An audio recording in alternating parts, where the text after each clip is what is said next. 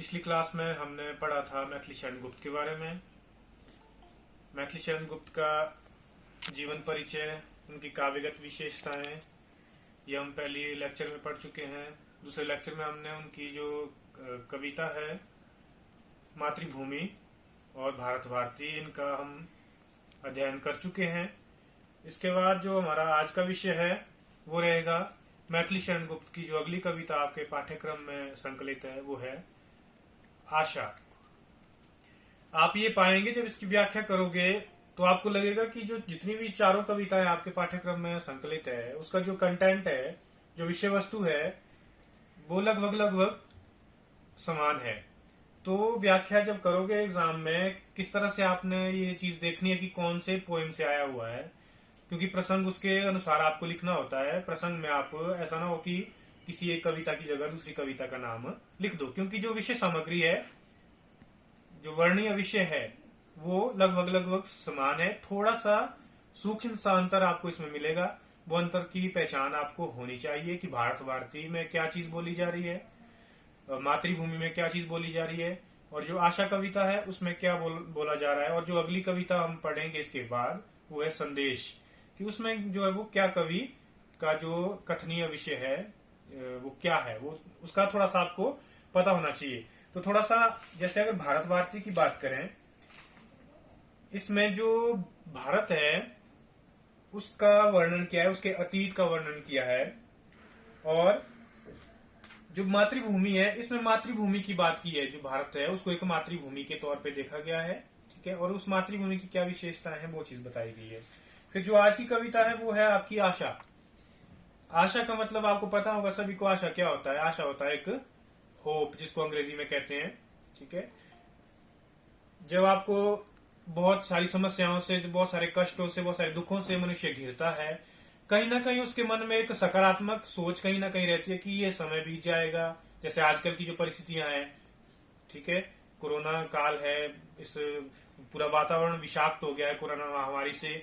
तो कहीं ना कहीं हमारा जो पूरा जीवन था उसमें उथल पुथल मच गई है, लेकिन फिर भी कहीं ना कहीं सभी के मन में एक होप है, कहीं ना कहीं एक सकारात्मक सोच है कि हम इससे जरूर बाहर निकलेंगे और फिर से वही दिन आएंगे जैसे हम पहले खुल के जिया करते थे, दोस्तों के साथ मस्ती करते थे, गप्पे मारते थे, कॉलेज आते थे, प्राध्यापकों से मिलते थे, और जितना भी पूरा हमारी एक्स्ट्रा कोकरिकुलर एक्टिविटीज थी, पठन पाठन के इतर जितना भी कार्य व्यापार था, वो सारा हम फिर से पुनः उसी रूप में शुरू करेंगे। ये कहीं ना कहीं होप सभी के मन में है। तो यही वो होप, यही वो सकारात्मक जो सोच है आपके अंदर, यही आशा है, जो निराशा के घोर कालिमा में भी कहीं ना कहीं हमें राहत दिखाती है। ऐसा विचार, ऐसा भाव मन का, वो आशा कहलाता है, ठीक है। तो इस कविता के परिप्रेक्ष्य में अगर हम आशा शब्द को अगर थोड़ा व्याख्यायित करूं मैं इस शीर्षक को, तो इसमें जो आपको पता है कि कौन सी कालिमा है, कौन से अंधेरे की बात कर रहा है कवि, वो है पराधीनता का अंधेरा, ठीक है। गुलामी की जो घड़ी थी उस समय, जिस समय की कविताएं लिखी गई है मैथिली शरण गुप्त के द्वारा, तो अंग्रेजी शासन में जो भारतवासी है उनके मन में भी कहीं ना कहीं गौरव और गर्व के लिए कोई स्थान नहीं रह गया है, और सभी जो है वो निराशा की स्थिति में पहुंच चुके हैं। तो कहीं ना कहीं ऐसी स्थिति में जो है वो मनुष्य अपना अपने आप ऊपर से जो है वो कई तरह के उसको मनोवैज्ञानिक डिजीज, जो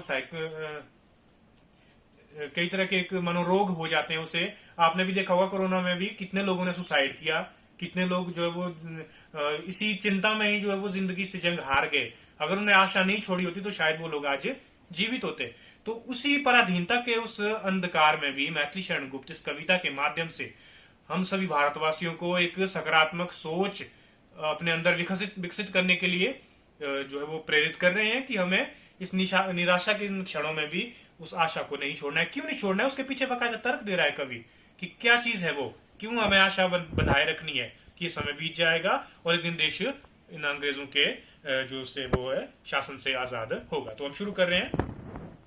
बजे आज परिश्रम का तूर्य डूबा जहां पूर्व का सूर्य, किंतु उदय की आशा नित्य दिखला रहा हमें आदित्य। थोड़ा शब्दों के ऊपर आऊंगा, थोड़ा पेन कॉपी आप लोग साथ रखें, जो वर्ड मीनिंग है उनको लिखते चलें, क्योंकि भाषा जो मैथिली शरण गुप्त की है तत्सम शब्दावली प्रधान है, संस्कृतनिष्ठ शब्दावली है, विशेष में आपकी ये चीजें आएंगी। तो वहां पे आपको जो संस्कृत के शब्द है इनका अर्थ आपको, इनका अर्थापन करना आपको व्याख्या करने से पूर्व आना बेहद आवश्यक है। तो परिश्रम आपको पता है, परिश्रम मेहनत। तूर्य, तूर्य एक शब्द है संस्कृत का। तूर्य का मतलब होता है विगुल। विगुल एक म्यूजिकल इंस्ट्रूमेंट है, एक वाद्य यंत्र है। आप सभी ने देखा होगा स्कूल में जब मॉर्निंग असेंबली होती थी तो बजता था बैंड के साथ, मुंह से बजाते हैं इसको। आर्मी में भी बजता है, पुलिस विभाग में भी बजता है, सशस्त्र सीमा में भी बजता है ये। तो परिश्रम का तूर्य बजाने का क्या मतलब है कि आज परिश्रम का तूर्य बजना चाहिए, परिश्रम का विगुल बजना चाहिए। कहां बजना चाहिए? डूबा जहां पूर्व का सूर्य। पूर्व किसको बोला? पूर्व के दो अर्थ है यहाँ पे। एक अर्थ है पूर्व दिशा, एक अर्थ है पूर्व यानी कि जिस दिशा में भारत देश है। मैंने कल भी कहा था कि पश्चिमी देश किसको बोलते हैं? जो यूरोपियन कॉन्टिनेंट में, अमेरिका महाद्वीप में, और जो पूर्व के देश है, पूरा एशिया हमारा पूर्व दिशा में आता है। अगर आप वर्ल्ड उसको देखें, ग्लोब को देखें, तो जो पूरब का सूर्य है यानी कि भारत, भारत का सूर्य आज डूब चुका है। दो अर्थों में इसका। एक तो कैसे डूबा? जितना भी हमारा, चाहे वो ज्ञान था, चाहे सभ्यता थी, चाहे संस्कृति थी, सारी जो है वो अंग्रेजी शासन में नष्ट हो चुकी है। मतलब एक अर्थ ये है इसका कि हमारा सूर्य जो वो डूब चुका है। कौन सा सूर्य? ज्ञान का, हमारी संस्कृति का, हमारी सभ्यता का, हमारे जितना भी, चाहे वो जैसे मैंने पहले से ही बातें हम डिस्कस करते आ रहे हैं कि कितना सभी आक्रमणकारियों ने इस देश को लूटा है। तो हमारा कहीं ना कहीं वो सूर्य जो है वो तरक्की का, प्रगति का, विकास का सूर्य डूब चुका है। तो आज वो पुनः जागृत होना चाहिए, उदित होना चाहिए। किंतु उदय की आशा नित्य। कवि कह रहा है कि बेशक हमारा सूर्य डूब चुका है आज पूरब का, हालांकि पूरब में सूर्य डूबना नहीं चाहिए, पूरब से ही सूर्य उदय होता है, ठीक है। लेकिन फिर भी अब दूसरा अर्थ ये ले रहा है सूर्य से, जो सनलाइट आती है आपका, जो सूर्य उदय होता है, कि उदय की आशा नित्य। नित्य मतलब हमेशा, प्रतिदिन दिखला रहा हमें आदित्य। आदित्य होता है सूरज, सूर्य। कि आज जो सूर्य उदित हो रहा है, आसमान में जो सूर्य उदित हो रहा है, इसका उदय होने का क्या कारण है? इसका उदय होने का ये हमें, हमारे अंदर एक आशा विकसित कर रहा है। आशा एक उत्पन्न हो रही है इसको देख के कि कहीं ना कहीं हम भी इस मुश्किल दौर से बाहर निकलेंगे और पुनः हमारा जो है वो सूर्य उदय, उदय हमारा भाग्योदय होगा। हमारा किसका? भारतवासियों का। तो ये थोड़ी एक आशा का संदेश जो है वो कवि हमें दे रहा है। आगे, जिनका कुछ भी ना था अतीत, गावे क्या वे उसके गीत, भूले हम क्यों उसकी याद, जिसमें है अपना आह्लाद। अब पहले कठिन शब्द देख लो। अतीत होता है जो बीत चुका है समय, ठीक है। आह्लाद होता है आनंद, प्रसन्नता। अब जिनका कुछ भी ना था अतीत, दुनिया में ऐसे भी देश हैं, जैसे मैंने पहले भी कहा था, कि जिनका कोई अतीत नहीं था, ठीक है, उनका कोई इतिहास नहीं है। जैसे अमेरिका का मैंने उदाहरण दिया था, ठीक है। ऐसा देश है जो प्रवासियों का देश है, उसका कोई अपना इतिहास, अपनी संस्कृति, अपनी सभ्यता अमेरिका के पास नहीं है, ठीक है। लेकिन ये कवि यही कह रहा है यहाँ पे, जिनका कोई इतिहास ही नहीं है, कोई सभ्यता नहीं है, कोई जड़े ही नहीं है उन जिन देशों की, वे उसकी महानता के गीत क्या गाएंगे? उनके पास है ही नहीं उसका गौरव गान करने के लिए, ठीक है। भूले हम क्यों उसकी याद, जिसमें है अपना आह्लाद। हम उस अतीत को क्यों भूले? अपने अपने उस स्वर्णिम जितना भी हमारा पिछला इतिहास रहा है, उस वैभवशाली इतिहास को हम क्यों भूले, जिसमें एक अपना आनंद है, अपना एक, हमें उसको देखकर, उसके किस्से सुन के हमें अलग से एक प्रसन्नता होती है, आनंद मिलता है, और हमारे अंदर गौरव और गर्व का संचार होता है। तो हमें अपने अतीत को हमेशा याद रखना है और उससे प्रेरणा लेकर वर्तमान की समस्याओं से हमें जूझना है, ये कवि कहना चाह रहा है।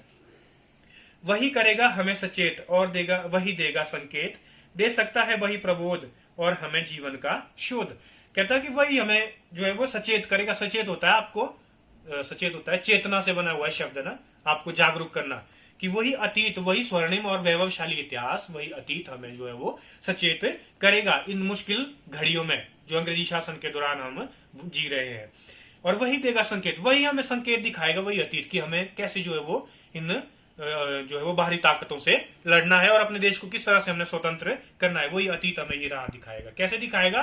क्योंकि अतीत में हमने बहुत कुछ ऐसा देख लिया है। मैंने पहले भी कहा कि कितने आक्रमण हमने नहीं झेले, कितने युद्ध नहीं किए भारतवासियों, लेकिन फिर भी हम जीते।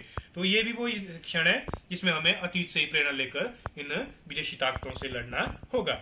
दे सकता है वही प्रबोध, प्रबोध होता है ज्ञान, आत्मज्ञान, वही अतीत हमें ज्ञान देगा और हमें जीवन का शोध, हमारे जीवन का क्या शोध है, क्या उद्देश्य है, क्या लक्ष्य है, ये हमें कहां से पता चलेगा? हमारे स्वर्णिम अतीत से, स्वर्णिम वैभवशाली इतिहास से। अगला, जिनके पीछे है कुछ सार, उनके आगे भी विस्तार, आप बनाकर अपनी लीक, बढ़ सकते हैं वे निर्भीक। जिनके पीछे है कुछ सार, सार होता है कुछ बात, है ना, जिनके अतीत में कुछ बात है, उनके आगे भी विस्तार है कहता।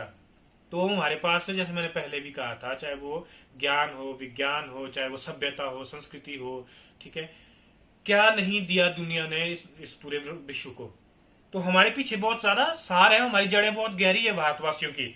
तो जिनका ये सार है, अतीत में कोई बात है जिनके इतिहास में, उनके आगे भी विस्तार है कहता, भविष्य में भी वो आज भी जो है वो भविष्य को राह दिखाएंगे, जैसे हम दिखा रहे हैं। सभी लोग आज भारत की संस्कृति की ओर क्यों उन्मुख हो रहे हैं, आपको पता है। मैंने जैसे कहा था, 2 अक्टूबर को विश्व अहिंसा दिवस क्यों मना रही है दुनिया, 21 जून को योगा दिवस क्यों मना रही है, अगर मैं गलत नहीं बोल रहा हूँ, शायद 21 जून ही है, इसको देख लेना एक बार। तो क्या है ऐसी संस्कृति हमारी संस्कृति में, हमारे इतिहास में कुछ ना तो कुछ तो बात रही होगी। तो आगे भी हम ही नेतृत्व करेंगे इस दुनिया का। आज पूरी दुनिया के लोग हमारी ओर देख रहे हैं, भारतवासियों की ओर, भारत देश की ओर। इतना हमारा लोकतंत्र चाहे महान हो, चाहे हमारी संस्कृति महान हो, चाहे हमारा इतिहास जो है वो गौरवयुक्त हो, तो हर चीज के लिए दुनिया हमारी ओर देख रही है। यही कवि कह रहा है, बनाकर आप बनाकर अपनी लीक, लीक होता है रास्ता, लीक क्या होता है, राह, ठीक है। हम बोलते ना कि लीक पे नहीं चलना है, लीक से हटके चलना है। लीक मतलब जो बना बनाया रास्ता है। तो यहाँ पे इसका अर्थ थोड़ा अलग है कि आप बनाकर अपनी लीक, अपना रास्ता हम स्वयं बनाएंगे, इतना सामर्थ्य भारतवासियों के अंदर है। बढ़ सकते हैं वे निर्भीक, और उस राह पे चल के हम, निर्भीक होता है बिना किसी भय के, निडर होकर हम उस राह पे आगे चलेंगे। आगे, ना हो बंधुगण ना हो निराश, शून्य नहीं निज भाग्याकाश, अब भी शीतल नहीं कृषाणु, उदित पूर्व में ही में है भानु। अब फिर से वही बात कर रहा है, बंधुगण, बंधु होता है भाई, बंधुगण मतलब भारतवासियों को संबोधित कर रहा है कवि कि है भारतवासियों, भारत के मेरे भाइयों बहनों, ना हो निराश, आप इस निराशा की घड़ियों में निराश नहीं होना है इस मुसीबत के समय, ठीक है। हम जानते हैं कि देश जो है वो पराधीनता की बेड़ियों में जकड़ा है, लेकिन फिर भी हमें निराश नहीं होना है, आशा नहीं छोड़नी है। क्यों, शून्य नहीं निज भाग्याकाश, हमारे भाग्य का आकाश रूपक अलंकार है। ये रूपक अलंकार कहते से भाग्य रूपी आकाश, ठीक है, हमारे भाग्य का आकाश खाली नहीं है। अब भी शीतल नहीं कृषाणु, कृषाणु होता है अग्नि, आग, आग का पर्यायवाची है कृषाणु। अब भी शीतल, हमारे अंदर की जो आग है वो अभी भी ठंडी नहीं हुई है। जो देश प्रेम की आग हमारे अंदर है, जो देशभक्ति का हमारे अंदर कहीं ना कहीं, हालांकि वो कहीं ना कहीं जो है वो हम उसको नजरअंदाज करें, लेकिन वो अभी भी वो शीतल ठंडी नहीं है। वो देश प्रेम की आग जो हमारे अंदर अभी भी वो प्रज्वलित हो सकती है। उदित पूर्व ही में है भानु, आज भी जो सूर्य वो है पूर्व दिशा से ही उदित होता है। दूसरा अर्थ इसका ये है कि अब भी जो है वो देश का, इस दुनिया का नेतृत्व करने का जो सामर्थ्य अगर किसी के अंदर है तो वो पूर्व के देशों के अंदर निस्संदेह है। आगे, बहुत राष्ट्र हो बीते आज, तब भी हो तुम जीते आज, किंतु जियो तो गौरव युक्त और मरो तो होकर मुक्त। मैंने उस दिन बात कही थी, मोहम्मद इकबाल का एक शेर बताया था, रोम मिस्र यूनान समिट गए जहां से, अभी तक बाकी मगर नामो निशान है हमारा, है कुछ बात की हस्ती मिट्टी नहीं हमारी, दुश्मन रहा है दौरे जहां हमारा। इसका मैंने अर्थापन भी उस दिन किया था, अगर आपको याद होगा। तो यही बात यहाँ कवि कह रहा है कि बहुत राष्ट्र हो चुके इस दुनिया में, और आए और समाप्त हो गए, लेकिन फिर भी हमारा देश जिंदा है। आज भी हजारों वर्षों का हमारा इतिहास है, फिर भी ये देश जो है अभी भी है। तो तब भी तो तुम जीते हो, अभी भी हमारा अस्तित्व बचा हुआ है। क्या वजह है ये, तो यही वजह है कि हमारे पास एक मजबूत इतिहास रहा है, पूर्वजों का ज्ञान रहा है, ठीक है, और गर्व करने के लिए एक वैभवशाली इतिहास हमारे पास रहा है, प्रेरणा लेने के लिए एक गौरवशाली अतीत हमारे पास है। यही वजह है कि हम आज भी बिखरे नहीं, मिटे नहीं, और आज भी हमारा देश इस दुनिया के नक्शे पे है। आगे, किंतु जियो तो गौरवयुक्त, कवि कह रहा है कि अगर जीना है तो गर्व से जीना है, प्राउड से, डर डर के नहीं जीना है, ठीक है। ये बहुत प्रेरणादायी कविता है मैथिलीशरण गुप्त की, हमें आज के संदर्भों में भी लागू होती है। ऐसा नहीं है कि जो हो गया जी, चलो जी, कब अंग्रेज आए थे, क्या हुआ, तो समय में कोई सरोकार नहीं ऐसे। ये आज भी आपको, बेशक मैंने उस दिन भी कहा था दुश्मन बदल गए हैं, लेकिन हालात आज भी वही हैं। तो आज भी ये प्रेरणास्पद है हमारे लिए कि अगर जीना है हमने तो पूरे मान सम्मान और इज्जत के साथ और गर्व के साथ जीना है, डर डर के हमने नहीं जीना है। और मरो तो होकर, जब मरेंगे तो पूरी तरह से मुक्त होकर, ठीक है। कोई मन में काश नहीं रहना चाहिए आपके कि काश मैं ये कर लिया होता, काश मैंने +2 में थोड़ी मेहनत कर ली होती तो इतने नंबर आते, काश मैंने मैट्रिक में ये कर लिया होता तो ये होता, काश मैंने उस समय वो टेस्ट के लिए तैयारी कर ली होती तो मैं आज इस पोस्ट पे होता। ये काश आपके अंदर नहीं आना चाहिए। ये चीज कवि यहाँ पे कह रहा है। रखो अपने कुल का मान, वो है कैसा मधुर महान, पी लो वो पीयूष पुनीत, होगी जीवन रण में जीत। बहुत अच्छी पंक्तियां हैं कि रखो अपने कुल का मान, कुल मतलब वंश, वंश मतलब अपना जो पूर्वज है, हमारा जो इतिहास है, हम एक ही वंश के, आर्य वंश के, मैंने उस दिन भी कहा था आर्यों की संतान है हम, तो हमें उस आर्य वंश की आन मान शान को हमने बनाए रखना है। देखो वो कैसा मधुर और महान है, देखो उनका अतीत कितना मधुर रहा, उन आर्यों का, जिन्होंने वेदों का जो है वो दुनिया को, जब कुछ भी नहीं आता था, अल्फाबेट का एबीसी क ख कुछ नहीं आता था, उस समय हमारे आर्यों ने वेदों की रचना कर दी, जिसके ऊपर, जिसमें दुनिया भर का ज्ञान है आज छिपा हुआ। जब आकाश में हमारे वायु यान उड़ते थे, रावण का पुष्पक उड़ता था, तो दुनिया हंसी पहले कि आकाश में भी कुछ उड़ सकता है क्या। आज देखो क्या क्या उड़ रहा है आकाश में, समझ आ रहा है आपको। तो इतना उनका विजन कितना आगे करा होगा उन हजारों साल पहले उन वैदिक ऋषियों का, जिन्होंने उस समय वेदों उपनिषदों में यह बातें कर ली है कि उड़ भी सकता है कोई चीज, कोई यान। ठीक है, आगे। तो इतना महान हमारा अतीत है, इतना महान हमारा वंश है, कुल है हमारा आर्य वंश, उस पर हमें गर्व करना चाहिए। पी लो वो पीयूष पुनीत, पुनीत होता है पवित्र, पीयूष होता है अमृत, उस पीयूष पुनीत को, उस अमृत को हमने पीना है, उसे हमने पीना है। कौन सा अमृत है ये वो अमृत है गौरव का। अपने वंश पे, अपने देश पे गौरव करना सीखो, गर्व करना सीखो, अपनी भाषा पे, अपनी संस्कृति पे। उससे मुंह नहीं फेरना है कि ओहो मुझे तो शर्म आती है जी पहाड़ी बोलते हुए, मुझे शर्म आती है जी डाटू पहनते हुए, मुझे तो शर्म आती है जी हिंदी बोलते हुए। तो इस चीज को नहीं छोड़ना है। ये चीज संदेश यहाँ पे कवि दे रहा है। होगी जीवन रण में जीत, अगर आप अपनी जड़ों से नहीं उखड़ेंगे, जुड़े रहेंगे, तो निस्संदेह जीवन रूपी रण होता है युद्ध, इस जीवन रूपी युद्ध को आप जरूर जीतोगे और आपकी जीत निश्चित है। आगे। तुम पर है उनका कुल भार, किया जिन्होंने कला प्रचार, चित्र शिल्प कविता संगीत, जिन्हें आप ही थे उपनीत। कवि क्या कह रहा है कि तुम पर है उनका कुल भार, उस वंश का, उस आर्य वंश का भार तुम्हारे कंधों पे आज। इस देश को किस दिशा की ओर ले जाना है, ऊपर की ओर उठाना है, उत्कर्ष की ओर ले जाना है, इसका अपकर्ष करना है। ये हम लोगों के ऊपर, जो हम आज की आर्यों की हम संततियां हैं, तो उनके इस, जो उन्होंने इस देश के लिए जितना भी किया, इसको आगे ले जाने का कार्यभार आज हमारे कंधों पे, इसकी जिम्मेवारी। किया जिन्होंने कला प्रचार, उन्होंने कितनी कलाओं का प्रचार इस दुनिया में किया।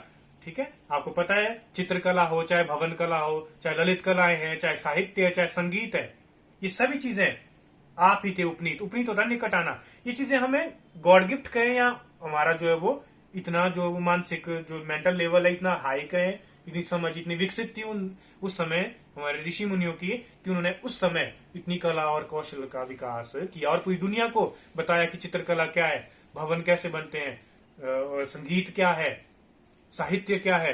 ये सभी चीजें जो है वो पूरी दुनिया में हमारे पूर्वजों ने बताई। होने पर कितने हुत होत्र, तुम्हारे बने हैं कुल गोत्र, आर्य वंश की क्या है वान, त्याग तपस्याएं और बलिदान। बहुत बढ़िया बात। होने पर कितने हुत होत्र, होत्र होता है यज्ञ, हुत होता है आहुति से बना ये शब्द। आहुति मतलब कोई स्मिता, जब आप यज्ञ करते हैं, आज भी हवन करते हैं घरों में, तो जो उसमें पड़ता है जितने भी चीजें, उनको, उसको समिधाएं कहते हैं, आहुतियां कहते हैं उसको। तो उसको यहाँ पे शब्द दिया है हुत।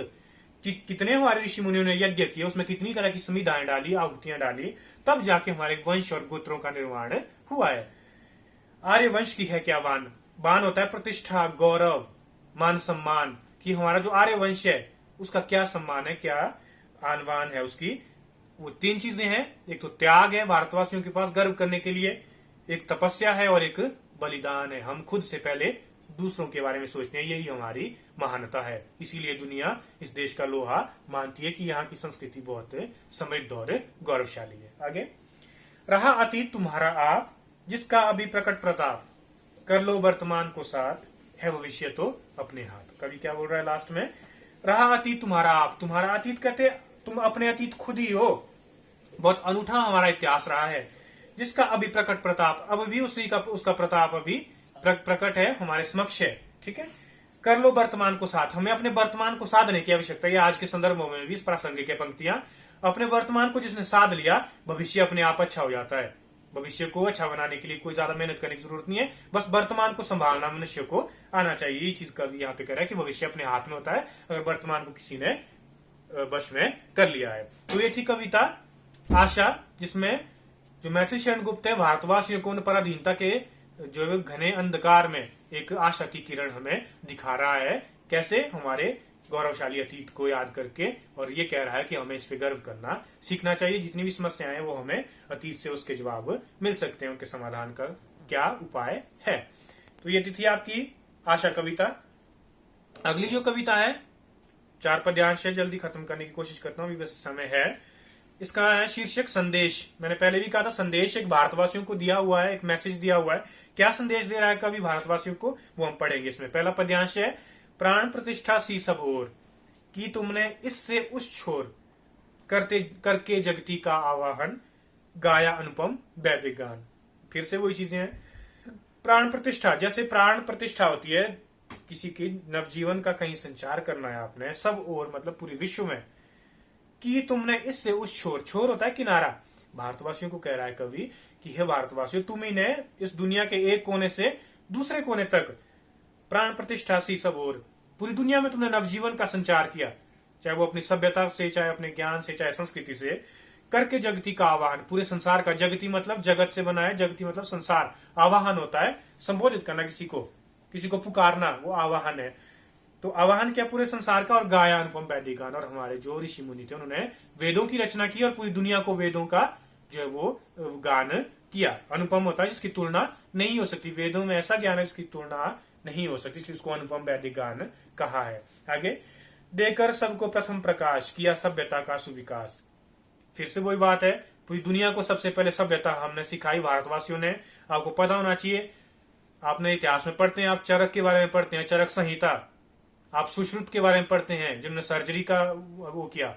फिर आप पढ़ते हैं गुप्त पीरियड में पढ़ते हैं आप आर्यभट्ट के बारे में, जिन्हें शून्य का आविष्कार किया, दशमलव का आविष्कार किया। बरहा मिहिर खगोल शास्त्री, जब दुनिया ये कंफ्यूज थी कि कुछ बोल रहे थे पृथ्वी चपटी है, कुछ बोल रहे थे पृथ्वी जो है वो सूर्य पृथ्वी की ओर घूमता है, उस समय हमारे खगोल शास्त्री ने गुप्त वंश में बोल दिया कि पृथ्वी जो है वो सूर्य के चारों ओर चक्कर काट रही है। अब देखो, मानस में एक पंक्ति आती है, तुलसीदास का जो मानस है, जब आप पढ़ते होंगे हनुमान चालीसा सभी पढ़ते हैं, एक मूवी भी बनी है इसके ऊपर, उसमें भी एग्जाम्पल दिया हुआ है, चौक एंड डस्टर फिल्म बनी है, उसको देख सकते हैं आप। उसमें एक ऋषि कपूर एक प्रश्न पूछते हैं, उनसे क्विज चला होता है कि हनुमान चालीसा में तुलसीदास एक ब्रह्मांड का सत्य बता आगे, वो क्या है?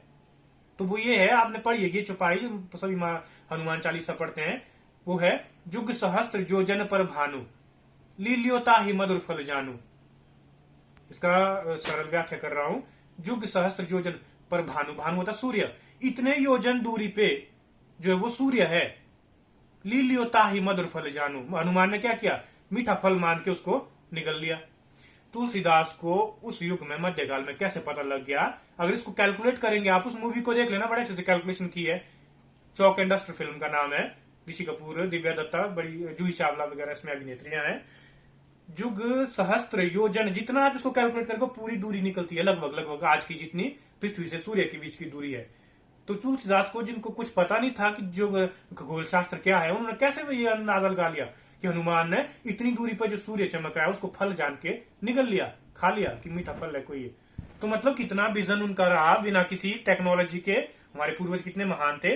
वही चीजें जो है वो पूरी दुनिया को जो है वो भारतवासियों ने दी, सभ्यता का विकास किया। सुनाकर शास्त्र पुराण, पूरी दुनिया को शास्त्रों का ज्ञान करवाया, पुराणों की बातें बताई, सबका कल्याण किया, सभी का कल्याण किया। श्लोक आता है तैत्तिरीय उपनिषद में, सर्वे भवन्तु सुखिना सर्वे सन्तु निरामया, सुना होगा सभी ने। सब सुखी हो, सब निरोग हो, सब सर्वे भवन्तु सुखिना सर्वे सन्तु निरामया, सर्वे भद्राणि पश्यन्तु मां कश्चित् दुख भाग भवेत्, सभी अच्छा देखे, किसी को कोई दुख ना हो। देखो आज के इस मटेरियलिस्टिक वर्ल्ड में हम अपनी बात करें कि मेरा होना चाहिए बस, बाकी के भाड़ में, बस मेरा अच्छा होना चाहिए, ये थोड़ी ना हमारी संस्कृति। हमारी संस्कृति ये रही है जो मैं बोल रहा हूं, सब सुखी हो, सब निरोग हो, सब अच्छा देखे, किसी को कोई दुख ना हो, सबकी बात कर रहे हैं हम, अपनी नहीं, पूरे विश्व की, पूरी मानव जाति की, पूरे जितने भी चराचर है, जितने भी जीव है इस दुनिया में। तो इतना गौरवशाली हमारा इतिहास है, इसकी बात यहाँ पे महर्षि शरणगुप्त कर रहे हैं कि सबका कल्याण की बात हम भारतवासी करते हैं। आगे, उस विभू से जो सब में व्याप्त, की तुमने तन्मयता प्राप्त, सुना सृष्टि से सोहम नहाद, सर्वोपरि सच्चा संवाद। उस विभू, विभू होता है ईश्वर, विभू क्या होता है? ईश्वर, जो सब में व्याप्त, वो ईश्वर सभी में है, हम में। कबीर की फिलॉसफी अगर पढ़े, ठीक है, हम सभी आत्म परमात्मा के अंश है, ठीक है। कि तुमने तन्मयता प्राप्त, महर्षि शरणगुप्त करें कि तुम भारतवासियों ने ही उस विधाता से, तन्मय होता है एकाकार हो जाना, उससे कनेक्शन बनाना, उस ईश्वर से तुमने सबसे पहले कनेक्शन बनाया, और जो सभी में व्याप्त है, यहाँ बात हो रही है अध्यात्म की। अध्यात्म का ज्ञान दुनिया में शायद ही किसी देश में पहले रहा होगा जिसपे सबसे पहले भारत की नजर गई। बौद्ध फिलोसफी, जैन फिलोसफी, ये बहुत बाद की बातें हैं। इस्लाम, क्रिश्चियनिटी सब बाद में आए। विश्व का सबसे प्राचीन धर्म कौन सा है? हिंदू। हिंदू तो अभी नाम दिया मुसलमानों ने इसको, ये है सनातन, जिन्होंने उस समय हजारों वर्ष पहले अध्यात्म की बातें सीख ली थी, दुनिया को बता दिया था कि ये भी चीजें होती है कुछ। ठीक है। सुना सृष्टि से सोहम नाद, सृष्टि मतलब दुनिया से सोहम नाद, नाद होता है ध्वनि, ये ध्वनि सुनी कौन सी? सोहम की। ये इसको भी अगर विच्छेद करे संधि, स जमा अहम, ये बनता है सोहम, यानी कि स होता है वह, अहम होता है मैं, वो मैं हूं। कौन वो विभु, वो परमात्मा, वो परमेश्वर, वो मैं हूं, उसका अंश मैं हूं, वो है सोहम, वह मैं हूं। स अहम, वो मैं हूं। ये जो नाद है ये किसने सुना, किसने पता किया इस चीज का? वो भारतवासियों ने किया। सर्वोपरि सच्चा संवाद, और यही अंतिम सत्य है, यही सच्चा संवाद है, बाकी सब मिथ्या है इस जगत में। पता है आपको, शंकराचार्य को आप सभी ने पढ़ा भक्ति काल में, क्या बोलते हैं? क्या बोलते हैं? जग मिथ्या ब्रह्म सत्य, ये दिखती बात है, स्पष्ट हो चुका है। ठीक है। तो यही सर्वोपरि सच्चा संवाद है, और यही जो है वो सबसे पहले भारतवासियों ने सुना और पूरे विश्व को इसे अवगत करवाया। आगे, विश्व बंधुता का बर्ताव और परम करुणा का भाव फैलाया तुमने सब ओर, बढ़ा विश्व धन धर्म बटोर। मैंने उस दिन भी बात की थी, विश्व बंधुत्व होता है दुनिया में भाईचारे की भावना को विकसित करना। तो ये किसने बताया इस दुनिया को? भारतवासियों ने। एक उपनिषद में एक श्लोक आता है, आपने पढ़ा होगा, अयम निज परोवेती गणना च लघुचेत साम, उदार चरिता नाम तू वसुधैव कुटुंबकम। आपने सुना होगा इस श्लोक, हालांकि लास्ट के 2 शब्द सुने होंगे आपने, वसुधैव कुटुंबकम, लेकिन पूरा श्लोक ये है उपनिषद में। अयम होता है ये, निज होता है मेरा, ये मेरा है। परोवेती, पर होता है पराया, ये उसका है। गणना च लघुचेत साम, ऐसी गणना लघु होता है, छोटे दिल वाले करते हैं ऐसे गणना की, ये मेरा है, ये तेरा, ये निधि का है, ये जो है वो राजेंद्र का, ये मेघ सिंह का, ये आरती का है। ऐसी गणना छोटे दिल वाले लोग करते हैं। उदार चरिता नाम तू, जो उदार मन वाले लोग हैं, बड़े हृदय वाले लोग हैं, उनके लिए क्या है? वसुधैव कुटुंबकम, ये वसुधा, ये पृथ्वी, ये पूरा परिवार है। ये आदर्श, ये कंसेप्ट जो है वो सबसे पहले भारतीय संस्कृति में मिलता है, जिन्होंने आज सभी लड़ रहे हैं ना, ग्लोबल वार्मिंग हो रही है, फलाना हो रहा है, ढिमकाना हो रहा है, आतंकवाद है, फलानी समस्या है, कोरोना फैल गया। तो अगर हमने पहले अपने विश्व को परिवार माना होता तो कोरोना नहीं फैलता आज। हम क्या है, आज एक दूसरे से आगे बढ़ने के चक्कर में पता नहीं चाइना ने कैसा वायरस पैदा कर दिया।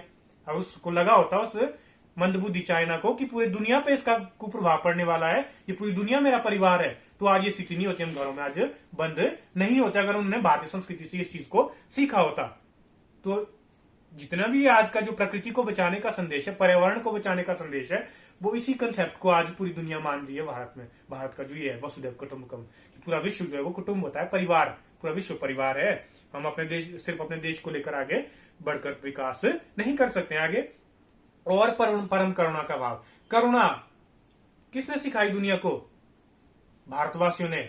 महात्मा बुद्ध, सभी ने नाम सुना, महावीर जैन, अहिंसा, करुणा, महात्मा गांधी, दया रखो दूसरों के प्रति, किसी को हर्ट ना करे। गांधी बोलते हैं कि सिर्फ शारीरिक हिंसा ही हिंसा नहीं है, मानसिक हिंसा भी हिंसा है। आपने किसी को कड़वा बोल दिया, उसको फील हो गया, आप वायलेंस कर रहे हैं। वायलेंस का मतलब ये नहीं कि आपने थप्पड़ मारा या किसी को जो है वो फिजिकली आपने उसको हर्ट किया, that is not violence. Violence जो है वो इमोशनली भी होती है।